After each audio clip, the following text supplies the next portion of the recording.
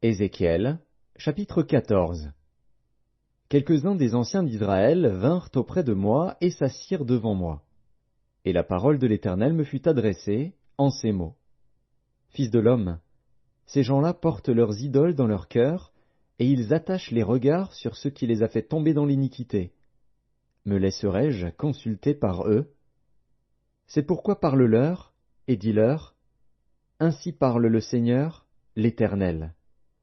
Tout homme de la maison d'Israël qui porte ses idoles dans son cœur, et qui attache les regards sur ce qui l'a fait tomber dans son iniquité, s'il vient s'adresser au prophète, moi, l'Éternel, je lui répondrai, malgré la multitude de ses idoles, afin de saisir dans leur propre cœur ceux de la maison d'Israël qui se sont éloignés de moi avec toutes leurs idoles.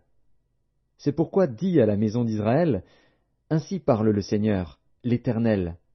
Revenez, et détournez-vous de vos idoles, détournez les regards de toutes vos abominations. Car tout homme de la maison d'Israël, ou des étrangers séjournant en Israël, qui s'est éloigné de moi, qui porte ses idoles dans son cœur, et qui attache les regards sur ce qu'il a fait tomber dans son iniquité, s'il vient s'adresser au prophète pour me consulter par lui, moi, l'Éternel, je lui répondrai par moi. Je tournerai ma face contre cet homme, je ferai de lui un signe et un sujet de sarcasme, et je l'exterminerai du milieu de mon peuple. Et vous saurez que je suis l'Éternel. Si le prophète se laisse séduire, s'il prononce une parole, c'est moi, l'Éternel, qui aurai séduit ce prophète. J'étendrai ma main contre lui, et je le détruirai du milieu de mon peuple d'Israël.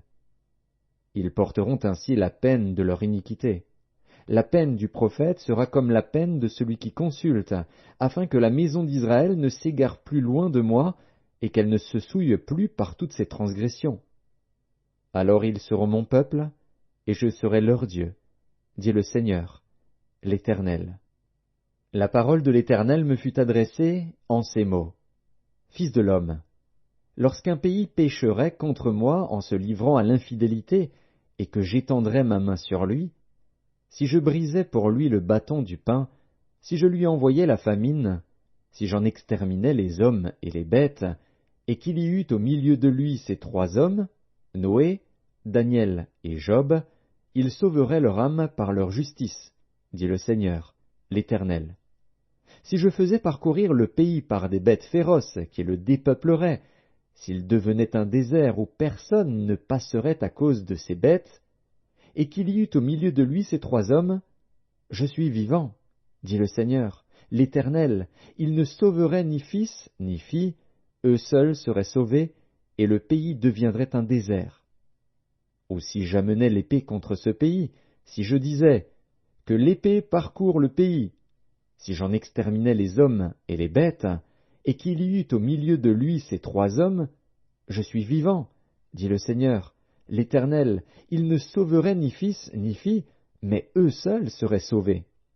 Ou si j'envoyais la peste dans ce pays, si je répandais contre lui ma fureur par la mortalité, pour en exterminer les hommes et les bêtes, et qu'il y eût au milieu de lui Noé, Daniel et Job, je suis vivant, dit le Seigneur, l'Éternel, ils ne sauveraient ni fils ni fille, mais ils sauveraient leur âme par leur justice.